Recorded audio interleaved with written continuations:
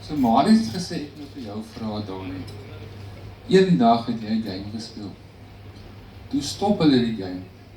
Want jy het nou half bietjie kwaad geraak of jy meer verloor. Wat het daai dag gebeur? Ja, Mos het saam gespeel by NKP en goeie vooruit. Nee, ons het gespeel en toe stif aan. Jy nou vir my. Want daai tyd kon nog jou arm lig en maar jy die arm vas. Nou sit jy in die tronk vir 6 jaar as jy nou met 'n stywe arm tackle. En toe jaag ek jou want ek wil hom bliksem. En toe hardloop hy daar in die kleedkamers en toe sluit jy hom toe daar binne, maar toe kom ek wat terug, toe speel ons maar verder.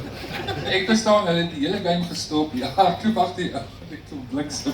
Ja nee, weet, ons wag. Wat jy is klaar maak, ons moet eers die ding uitsorteer. Maar ek het toegesluit in die kleedkamer. En maar nie lang aan daai toe sien ek toe kom ek weer op.